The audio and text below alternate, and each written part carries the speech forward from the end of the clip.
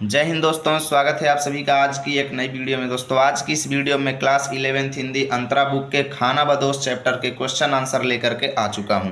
इससे पहले के सभी चैप्टर मैंने कंप्लीट करा दिया है। यदि अभी तक आप नहीं देखे हैं तो उन वीडियोज़ को देख लीजिए, क्योंकि मैं नए सिलेबस के सारे क्वेश्चन आंसर करवा रहा हूँ जो आपकी नई बुक में छप करके आए हुए हैं। ठीक है, चलिए बिना देरी के वीडियो की शुरुआत करते हैं और एक एक क्वेश्चन का अच्छे से आंसर देख लेते हैं। तो पहला क्वेश्चन है मेरे सामने कि जसदेव की पिटाई के बाद मजदूरों का समूचा दिन कैसा बीता। यानी जसदेव की जब पिटाई हो गई, सूबे सिंह ने जब जसदेव की पिटाई कर दिया तो उसके बाद वहाँ पर मौजूद सभी मजदूरों का क्या हाल हुआ। ठीक है, तो हम लिखेंगे कि जसदेव की पिटाई के बाद मजदूरों का पूरा दिन डर और दहशत में बीता। ठीक है, लोगों को लग रहा था कि सूबे सिंह किसी भी वक्त आ सकता है, इसलिए सभी मजदूर डर करके अपनी अपनी झोपड़ी में घुस गए। इतना हम लोग लिखेंगे। दूसरा क्वेश्चन है कि मानो अभी तक भट्टे की ज़िंदगी से तालमेल क्यों नहीं बैठा पाई थी। यानी मानो को आए 1 महीने हो गए थे, भट्टे में आए 1 महीने हो गए थे मानो को, लेकिन फिर भी वो भट्टे की ज़िंदगी से, यानी कहने का मतलब कि भट्टे की लाइफ में वो स्वयं को मैनेज नहीं कर पा रही थी। आखिर क्यों? ठीक है ना, तो हम लिखेंगे कि मानो अभी तक भट्टे की ज़िंदगी से तालमेल नहीं बैठा पाई थी क्योंकि भट्टे का माहौल मानो के लिए बिल्कुल भी नया था। बिल्कुल नया था, ठीक है, बिल्कुल एकदम नया था उसके लिए। वहाँ का शोर, सांप और बिच्छू का डर और रात के समय का माहौल उसे डराता रहता था। ठीक है, वह इस वातावरण में खुद को असहज महसूस करती थी। इतना हम लोग लिखेंगे। तीसरा क्वेश्चन है कि असगर ठेकेदार के साथ जसदेव को आता देख करके सूबे सिंह क्यों बिफर पड़ा। बिफर पड़ा मतलब गुस्सा गया। यानी जब असगर ठेकेदार को उसने भेजा था मानो को बुलाने के लिए, तो मानो की जगह पर जसदेव आया ठेकेदार के साथ, तो सूबे सिंह जो है वो गुस्सा क्यों गया। ठीक है, और जसदेव को मारने का क्या कारण था और उसने जसदेव को आखिर क्यों पीटा। तो हम लिखेंगे कि सूबे सिंह एक चरित्रहीन व्यक्ति था। वह मानो के साथ गलत काम करना चाहता था। जब उसने मानो को बुलाया तो जसदेव उसकी जगह पहुंच गया, जिससे सूबे सिंह बिफर पड़ा। यानी सूबे सिंह के गुस्साने का कारण तो हमने इतना लिख दिया। उसके बाद जसदेव को मारने का क्या कारण था, उसको क्या लिखेंगे। तो इसका उत्तर हम लिखेंगे कि सूबे सिंह ने जसदेव को पीटा क्योंकि उसे लगा कि जसदेव ने उसकी योजना को विफल कर दिया है। ठीक है, और वह मानो को बचाने आया है। उसको ये लगा कि यह मानो की जगह पर आया है उसको बचाने के लिए। ठीक है ना, इसीलिए उसने उसको पीटा। चलिए चौथा क्वेश्चन देखते हैं कि जसदेव ने मानो के हाथ का खाना क्यों नहीं खाया। तो लिखेंगे कि जसदेव ब्राह्मण जाति का था और मानो निम्न जाति की थी, इसीलिए जसदेव ने मानो के हाथ का खाना बिल्कुल भी नहीं खाया। पांचवा क्वेश्चन है कि लोगों को क्यों लग रहा था कि किसी ने जानबूझकर मानो की ईंटें गिरा करके रौंदा है। तो हम लोग लिखेंगे कि उस रात कोई भी आंधी तूफान भी नहीं आया था जिससे ईंटें अपने आप गिर जाती।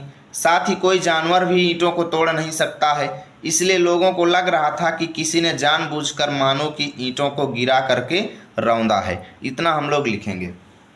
छठवां क्वेश्चन है कि मानो को क्यों लग रहा था कि किसी ने उसकी पक्की ईंटों के मकान को ही धराशायी कर दिया है, जबकि मानो के ईंटों को तोड़ा गया था। लेकिन मानो को ऐसा क्यों लग रहा था कि किसी ने उसके पक्की ईंटों के घर को ही तोड़ दिया है। मानो को ऐसा इसलिए लग रहा था दोस्तों क्योंकि वो भट्ठा में काम करते हुए मेहनत से काम करती थी और पैसा कमा करके अपना एक पक्का मकान बनाना चाहती थी, खुद के बनाए हुए हाथ, यानी खुद के बनाए हुए ईंटों से। ठीक है, वो पक्का मकान बनाना चाहती थी। तो जब ईंटों को तोड़ दिया गया तो ईंटों के साथ साथ मानो का सपना भी टूट गया।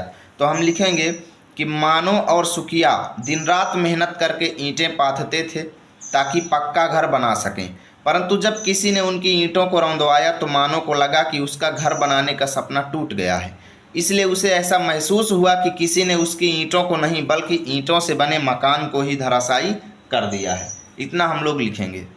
चलिए देखते हैं सातवां क्वेश्चन कि चल ये लोग हमारा घर न बनने देंगे। सुखिया के इस कथन के आधार पर कहानी की मूल संवेदना स्पष्ट कीजिए। अर्थात ईंटों को टूटा हुआ देख करके सुखिया बहुत ज़्यादा टेंशन में आ गया और सुखिया अपनी पत्नी मानो से कहने लगा कि चलो हम यहाँ से चलते हैं, इस भट्ठे में हमारा कोई घर नहीं बनने देगा। ठीक है, तो इस कथन के आधार पर हमें कहानी का मुख्य भाव बताना है। तो हम लिखेंगे कि यह कथन दर्शाता है कि कैसे अमीर लोग मजदूरों को अपने सपनों को पूरा करने से रोकते हैं और उन्हें गुलामों की तरह इस्तेमाल करते हैं।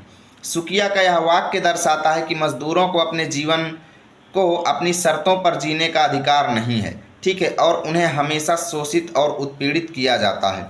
इतना हम लोग लिखेंगे। चलिए आगे देखते हैं कि खानाबदोश कहानी में आज के समाज की किन समस्याओं को रेखांकित किया गया है। इन समस्याओं के प्रति कहानीकार के दृष्टिकोण को भी स्पष्ट कीजिए। यानी जनरली समाज में कौन कौन सी समस्याएं हैं और उन समस्याओं का इस कहानी में कौन कौन सी समस्याओं का जिक्र किया गया है उसको भी बताइए, और उन समस्याओं के प्रति लेखक का क्या विचार है उसको भी बताइए। तो हम लोग लिखेंगे कि खानाबदोश कहानी में समाज की निम्नलिखित समस्याओं को रेखांकित किया गया है। पहला नंबर कि पूंजीपतियों द्वारा मजदूरों का शोषण, अर्थात बड़े बड़े पैसे वाले आदमियों के द्वारा मजदूरों का शोषण कैसे किया जाता है, अच्छे से बताया गया है। साथ ही साथ रोजगार की तलाश में मजदूरों का शहरों की ओर जाना, यह भी बताया गया है। महिलाओं का शोषण भी यहाँ पर व्यक्त हुआ है। साथ ही जातिवाद की समस्या भी व्यक्त हुई है, क्योंकि जसदेव ने मानव के हाथ का खाना नहीं खाया क्योंकि वो जातिवाद को समझता था, ठीक है। तो यहाँ पर अब हम लेखक का दृष्टिकोण बताएंगे कि लेखक के विचार क्या हैं इन समस्याओं के प्रति। तो कहानीकार ओम प्रकाश वाल्मीकि जी शोषितों के प्रति सहानुभूति रखते हैं, ठीक है। वह इन समस्याओं के प्रति अपना क्रोध व्यक्त करते हैं और उन लोगों पर सवाल उठाते हैं जो मजदूरों और गरीबों का शोषण करते हैं। इतना लिखेंगे। 9वां क्वेश्चन है कि सुकिया ने जिन समस्याओं के कारण गांव छोड़ा था वही समस्या शहर में भट्ठे पर भी उसे झेलनी पड़ी। मूलतः आखिर वह समस्या क्या थी जिसकी वजह से उसने गांव छोड़ा और भट्ठे में भी उसको उस समस्या का सामना करना पड़ा। तो लिखेंगे कि सुकिया ने गांव में और शहर में भट्ठे पर जिस समस्या का सामना किया वह मूल रूप से जातिवाद और आर्थिक असमानता थी। आर्थिक असमानता का मतलब ये है कि अमीर लोगों के द्वारा गरीब को सताने की समस्या, ठीक है। यही समस्या उसे गांव में भी झेलनी पड़ी और भट्ठे में भी झेलनी पड़ी, ठीक है। निम्न जाति का होने के कारण गांव और शहर दोनों जगह उसका शोषण किया गया। इतना लिखेंगे। 10वां क्वेश्चन है कि स्किल इंडिया जैसा कोई कार्यक्रम होता तो क्या तब भी सुकिया और मानव को खानाबदोश जैसा जीवन व्यतीत करना पड़ता। तो लिखेंगे कि स्किल इंडिया जैसा कार्यक्रम होता तो उन्हें खानाबदोश जीवन व्यतीत नहीं करना पड़ता, क्योंकि इस कार्यक्रम के अंतर्गत उन्हें बेहतर प्रशिक्षण मिलता, ट्रेनिंग मिलती, साथ ही रोजगार के अवसर मिल पाते, जिससे वे ईंट भट्ठे पर काम करने के बजाय अपनी पसंद का कोई काम ढूंढ पाते और एक स्थिर जीवन जी पाते। उन्हें गांव छोड़ करके बाहर नहीं जाना पड़ता। 11वां क्वेश्चन है कि निम्नलिखित पंक्तियों का आशय स्पष्ट कीजिए। कि अपने देश की सूखी रोटी भी परदेश के पकवानों से अच्छी होती है, इसका आशय क्या है। तो हम लोग लिखेंगे कि इस कथन का आशय है कि अपने देश में साधारण भोजन भी परदेश के स्वादिष्ट पकवानों से बेहतर होता है। इसका मतलब है कि अपने घर में, अपनी मातृभूमि में, अपनी संस्कृति और अपने लोगों के बीच रहना सबसे अच्छा है, भले ही वहाँ पर थोड़ा सुविधाएं कम हो। इतना हम लोग लिखेंगे। चलिए खा नंबर देखते हैं कि इतने ढेर से नोट लगे हैं घर बनाने में, गांव में नहीं है पैसा, चले हाथी खरीदने। ये कथन कौन बोला था। तो ये कथन सुकिया का है। उसने मानो को बोला था, जब मानो पक्का घर बनाने का सपना देख रही थी तो सुकिया ने मानो से कहा कि घर बनाने में बहुत ज़्यादा पैसे लगते हैं और हमारे गांठ में पैसे नहीं हैं, अर्थात हमारे पास पैसे नहीं हैं और हम लोग चले हाथी खरीदने, अर्थात हाथी खरीदने का सपना देख रहे हैं। इसका मतलब बहुत बड़ा घर बनाने का सपना देख रहे हैं और 1 रुपये भी नहीं है अपने पास। तो लिखेंगे कि मानो पक्की ईंटों का एक घर बनाने का सपना देख रही थी। सुकिया मानो को समझाता है कि घर बनाने में बहुत ज़्यादा पैसे लगते हैं, हमारे पास पैसे नहीं हैं और हम हाथी खरीदने की बात कर रहे हैं। इस कथन का आशय है कि हमें अपनी हैसियत के आधार पर अपने सपने देखना चाहिए, ठीक है। चलिए गा नंबर है कि उसे एक घर चाहिए था पक्की ईंटों का, जहां वह अपनी गृहस्थी और परिवार के सपने देखती थी। इसका आशय क्या है। तो हम लिखेंगे कि मानो ईंट के भट्ठे में काम करके पैसे कमाकर अपने और अपने परिवार के लिए एक पक्का घर बनाने का सपना देखती थी। वह ईमान बेच करके पैसा कमाना नहीं चाहती थी, इसीलिए सूबे सिंह के द्वारा बुलाए जाने पर वह उसके पास नहीं गई। इतना हम लोग लिखेंगे, ठीक है।